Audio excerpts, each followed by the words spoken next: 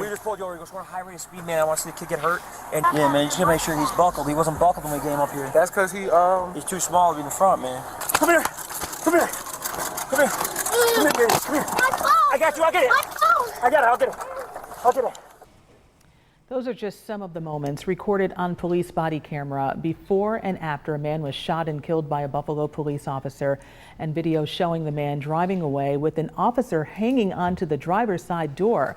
The moments unfolding all while a 6-year-old boy was in the passenger seat.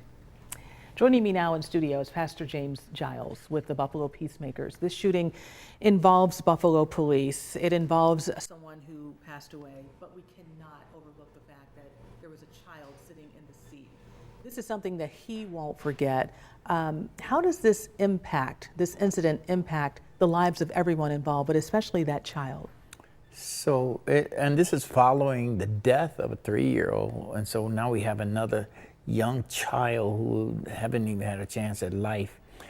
His life cycle is about ready to be corrupted because of this incident. And, you know, it was some unfortunate incidents that should not have taken place the way that they did.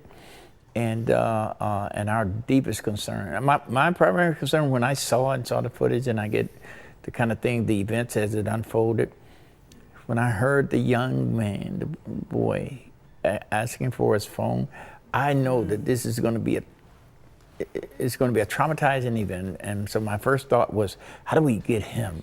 Right. How do we reach him so he's not corrupted by what it is that he just witnessed? Because I think that's something that sometimes people too often forget. They hear, okay, a shooting involving police, someone passed away. But in this case, we're talking about a child. We're also coming off of what just happened on Dominion Avenue and other crimes involving these young people. What resources are out there to actually help these children who are actually witnessing these crimes and also whose friends are victims of crime? Yeah, so one thing about the city of Buffalo, we have some amazing community-based groups that are really geared, have dedicated their lives of service toward ministering to families that are going through this. Some awesome programs. I met with them today. They're committed to intervening and reaching those families that are going through this kind of trauma, kind of help them navigate processes.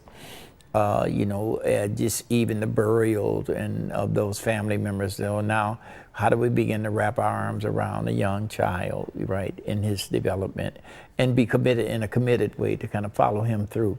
And he should be followed through, right, all the way through his teens age, so he never find himself in a position that Devon unfortunately was in. Especially at a time when the schools are out and so there's no grief counselors going into a school. Right. We only have about 30 seconds left or so, but I know your boots on the ground and you've talked to some of these people who've witnessed these crimes and these children. What is the one thing they say to you that they want?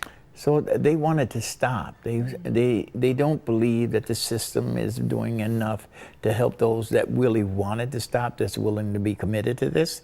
Everybody wants this to stop. And it's not that we become desensitized to it. It's just events like this kind of catapult it into another sphere, another arena. But yeah, this impacts the community in a very devastating way. And you know, and it's not the beat goes on kind of thing. We really marshaling forces, right, to try to rectify this.